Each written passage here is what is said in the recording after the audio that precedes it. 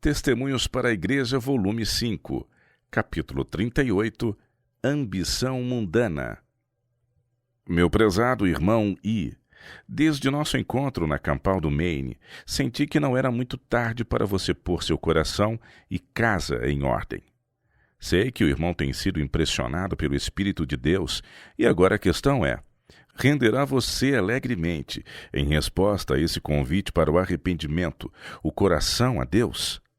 Seu caso me foi apresentado em visão, mas enquanto você estava sob o completo controle do inimigo, não tive coragem de lhe enviar a mensagem a mim dada pelo Senhor.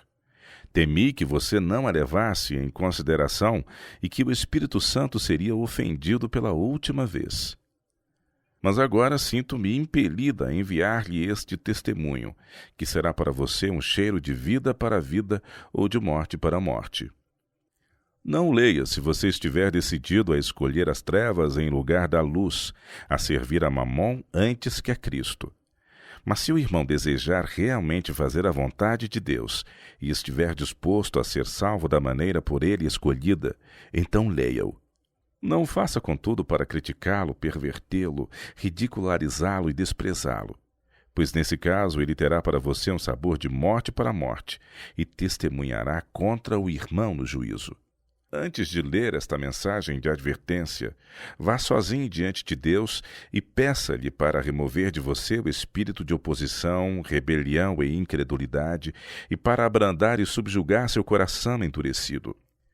Nós não compreendemos a grandeza e majestade de Deus, nem nos lembramos das imensuráveis distâncias entre o Criador e a criatura formada por sua mão.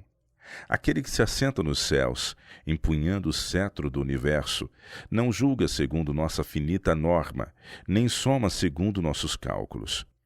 Estamos em erro se pensamos que aquilo que é grande para nós tem de ser grande para Deus, e aquilo que para nós é pequeno precisa ser pequeno para Ele. Ele não seria mais exaltado do que nós se possuísse as mesmas faculdades. Deus não observa todos os pecados como sendo de igual magnitude. Há graus de culpabilidade a seus olhos tanto quanto aos olhos do homem finito. Conquanto este ou aquele erro possa ser insignificante aos olhos do homem, não é, porém, à vista de Deus. Nenhum pecado é pequeno à vista de Deus. Os pecados que o homem está disposto a considerar como pequenos podem ser precisamente aqueles que Deus considera como grandes crimes. O beberrão é desprezado, e dele é dito que o seu pecado o excluirá do céu, ao passo que o orgulho, o egoísmo e a cobiça seguem sem repreensão. Mas esses são pecados de modo especial ofensivos a Deus. Ele resiste ao soberbo, e Paulo diz que a cobiça é idolatria. Aqueles que estão familiarizados com as denúncias contra a idolatria na palavra de Deus verão sem demora quão grave ofensa esse pecado é. Deus fala através do profeta: deixe o ímpio o seu caminho, e o homem maligno os seus pensamentos, e se converta ao Senhor, que se compadecerá dele. Torne para o nosso Deus, porque grandioso é em perdoar. Porque os meus pensamentos não são os vossos pensamentos, nem os vossos caminhos os meus caminhos, diz o Senhor. Porque assim como os céus são mais altos do que a terra, assim são os meus caminhos mais altos do que os vossos caminhos, e os meus pensamentos mais altos do que os vossos pensamentos. Isaías 55, versos de 7 a 9. Necessitamos claro discernimento, para que possamos medir o pecado pela norma do Senhor e não pela nossa.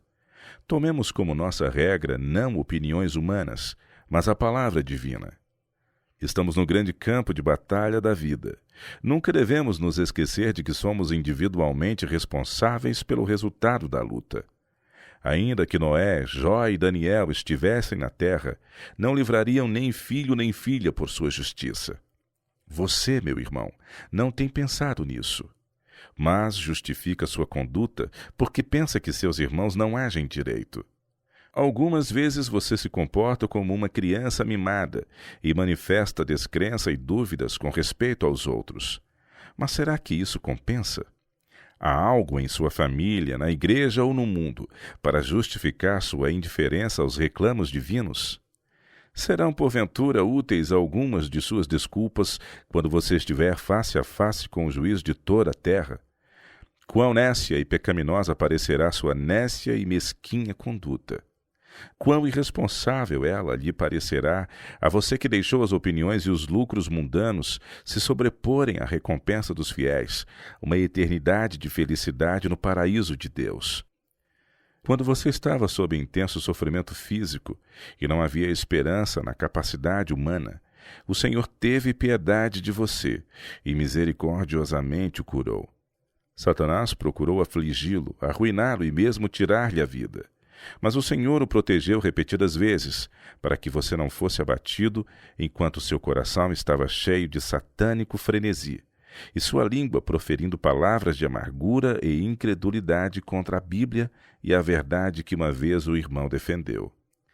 Quando Satanás o reclamou como seu, Jesus repeliu o cruel e maligno inimigo com as palavras: Eu ainda não retirei meu espírito dele. Ele ainda tem 2 passos mais a dar antes de passar os limites de minha misericórdia e amor. As pessoas são aquisição de meu sangue. O Senhor te repreenda, ó Satanás. O Senhor te repreenda. Passou diante de mim sua vida anterior, e você me foi mostrado no tempo em que a verdade achou resposta em seu coração. O Espírito de Deus o convenceu acerca da direção que deveria seguir, e você teve tremenda luta com o eu. Você era um homem astuto e intrigante. Não fazia pelos outros como gostaria que eles lhe fizessem, mas tomava vantagem deles onde quer que pudesse. O irmão teve tremenda luta para subjugar o eu e mortificar o orgulho, e foi tão somente pela graça de Deus que essa obra pôde ser realizada. Em lugar de realizar uma reforma completa, você associou a verdade a um caráter remendado, que não suportaria a prova da tentação. Não começou buscando a Deus com o coração contrito, quebrantado, corrigindo os erros. Se houvesse feito isso, não teria tropeçado e caído na armadilha do inimigo. Havia uma mescla de egoísmo em seus motivos, a qual nem mesmo você conseguiu ver com clareza. Argumentos tirados do interesse mundano, da posição social e relativa respeitabilidade influenciaram-no, e você decidiu não fazer um trabalho sério e completo diante de Deus e dos homens. A busca por atingir o padrão mundano prejudicou a sinceridade e a pureza de seu caráter cristão, e você não pôde dar frutos dignos de arrependimento. Zaqueu disse: Se em alguma coisa tenho defraudado alguém, o restituo quadruplicado. Lucas 19, verso 8. Você poderia ao menos esforçar-se por corrigir seus atos de injustiça com os semelhantes. Não pode acertar todos os casos, pois alguns a quem prejudicou jazem agora na sepultura, e o débito está registrado em seu nome. Aqui, o melhor que o irmão tem a fazer é trazer uma oferta pelo pecado ao altar do Senhor. Ele o aceitará e perdoará. Mas, onde puder, deve fazer reparação aos que foram lesados. Se os descrentes com quem você teve contato vissem no irmão o poder transformador da verdade, teriam diante de si um argumento em favor do cristianismo que não poderiam contradizer. Você tinha condições de refletir uma luz clara e penetrante para o mundo. Mas, em vez disso, misturou-se com ele e absorveu-lhe o espírito. Meu irmão, você precisa nascer de novo. Uma simples forma de cristianismo não tem um mínimo valor. Ela é destituída de poder salvador, não tendo em si qualquer energia reformadora. Uma religião confinada ao culto de sábado não emite raios de luz aos outros. Rogo-lhe que examine intimamente seu coração. O irmão possui um espírito combativo e contencioso, e o está cultivando em vez de reprimir. É seu dever fazer decidida mudança e cultivar mansidão, fé, humildade e amor. Sua vida está em perigo, e você certamente estará exposto aos terríveis enganos de Satanás, a não ser que pare onde está e se oponha à corrente do mundanismo e da ambição. Suas relações com o mundo precisam ser mudadas e uma radical separação ter lugar. As posições que ocupa, as quais lhe abrem continuamente as portas da tentação, precisam ser abandonadas. Evite a política, afaste-se da controvérsia. Tenha presente que cada ocupação que estimula esses traços em seu caráter tem de ser posta de lado e vencida. Meu irmão, você precisa fazer resolutos e enérgicos esforços ou nunca será capaz de lançar fora as obras das trevas. Satanás o vê como um dos seus. Quando você ouve os testemunhos dos servos de Deus, como na última reunião campal, fica profundamente convencido. Mas você não corresponde às impressões do Espírito de Deus e junta-se aos descrentes, participando de seu espírito e sendo vencido pela corrente mundana, sem possuir qualquer poder moral para resistir à sua influência. Você se uniu aos amantes do mundo, e numa situação ainda pior do que a deles, pois sua escolha é voluntária. O irmão gosta de ser bajulado e prefere as possessões temporais acima de Cristo. O amor às riquezas está entretecido em cada fibra de seu ser e se tornou dominante. Erradicá-lo será como arrancar o olho direito ou cortar o braço direito. Falo-lhe como alguém que sabe. A menos que vença esse intenso amor pelo dinheiro, ele lhe custará a salvação. E então seria melhor para você nunca haver nascido. Não podeis servir a Deus e a Mamon. Mateus 6, verso 24. À medida que você amar e animar em si mesmo um espírito mundano, terá uma atitude desafiadora, questionará e achará faltas naqueles que lhe trazem a mensagem da verdade.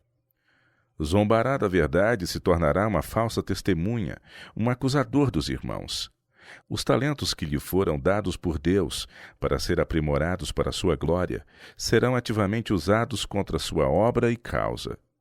Não há concórdia entre Cristo e Belial.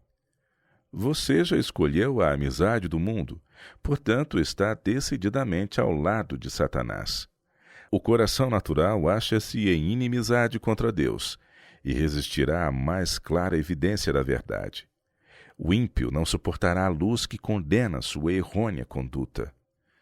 Você abriu o coração à dúvida e ao ceticismo, mas nunca será capaz de ser um infiel sincero.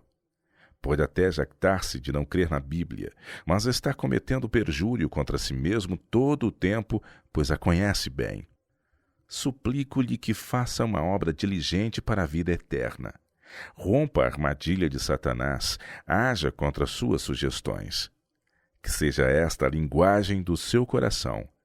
Nada há que eu tema tanto no universo como desconhecer todo o meu dever, ou que, conhecendo-o, falhar em cumpri-lo. Erguem-se por Cristo, foram as palavras de um santo moribundo. Sim, irmão I, erga-se por Cristo. Tudo lhe será exigido para fazer isso. Você tem de mudar sua posição no mundo, pois que nome, distinção e profissão são para você uma armadilha que lhe põe em perigo a salvação. Uma calculada e mundana sabedoria está continuamente buscando afastá-lo do Salvador. Uma ousada, desafiadora e blasfema infidelidade tentará esmagar seu evangelho, não somente extingui-lo de sua vida, como também do mundo. Mas erga-se por Jesus. Na presença de seus parentes e amigos, em todas as relações comerciais, nos relacionamentos com o mundo, em todo lugar e em toda parte, sobre todas as circunstâncias, erga-se por Jesus.